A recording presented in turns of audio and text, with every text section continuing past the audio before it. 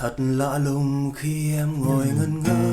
em ngồi ngẩn ngơ, em ngồi ngẩn ngơ, và em nghĩ cho tương lai. Em vẫn từng mơ, em vẫn từng mơ,